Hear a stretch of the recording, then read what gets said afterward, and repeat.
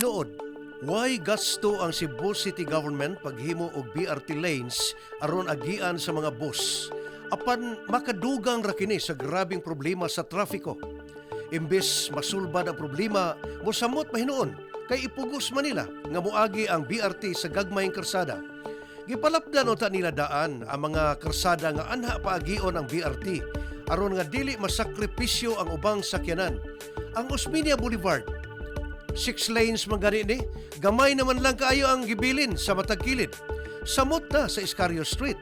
Kung butangan og exclusive BRT lanes ang gagmayng karsada, mo grabe gyud ang traffic. Magbutang pa gyud sila BRT stations og anha kini ibanon outside sa 2 lanes. Ako gyud nga napanglantawan nga ang BRT sa Cebu City mahisama sa BRT sa ubang kanasuran nga imbes makasulbad sa trafiko, misamot na hinuon ang problema. Oni na itabo dito sa BRT sa Hanoi, Vietnam, Delhi, India, Lagos, Nigeria, Lima, Peru, o dito sa Bangkok, Thailand. O daghan pa gyud nga mga nasod. Dunay budget alang sa road right of way aron mapalapdan unta ang karsada. Apan unsaon nga sa kadugay na nining mga proyekto wa man gyud ni malihok. Sa mga nasod nga atong gisgutan, ang usa sa mga problema nga wa magmalampuson ang ilang BRT project kay ang mga karsada wa maandam. Mao nga migrabe ang traffic.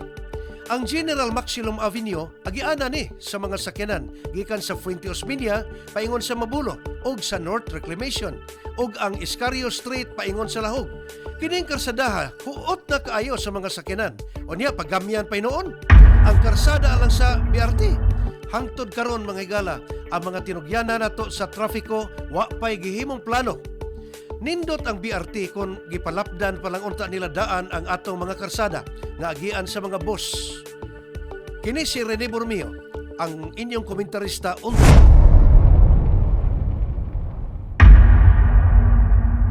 TV is a proud member of Philippine Press Club Incorporated.